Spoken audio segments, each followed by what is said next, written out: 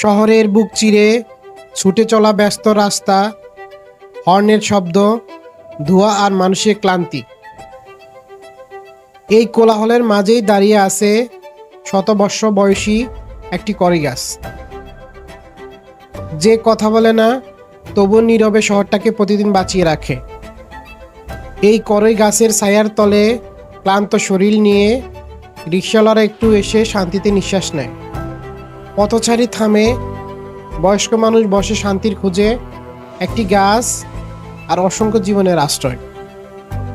এই কড়ই গাছ দেখেছে শহরের বেড়ে ওঠা, দেখেছে পুরনো দিনের সেই মানুষগুলোকে আর আজকের ক্লান্ত প্রজন্ম। ঝড় এসেছে, বৃষ্টি এসেছে, তবু সে দাঁড়িয়ে থেকেছে শিকড় শক্ত করে।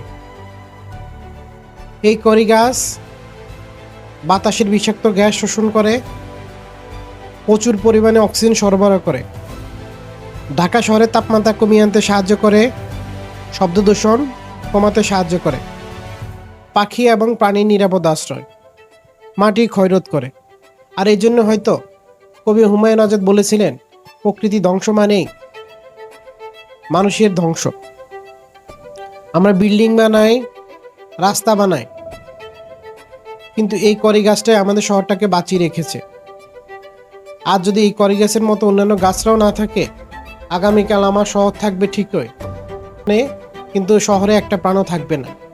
তাই তো বিজ্ঞান আমাদের পাঠ্যপুস্তকে শিখিয়েছেন, প্রকৃতিতে কেউ একা নয়, সবকিছু একে অপরের সঙ্গে যুক্ত।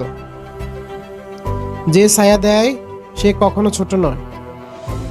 পরিশেষে আমি একটাই কথা বলবো, একটি পুরনো গাছ বাঁচিয়ে রাখা মানে আমাদের ভবিষ্যৎ প্রজন্মকে রক্ষা করা। প্রিয় দর্শক, আমি শিশির, সত্যের সাথে সবসময়।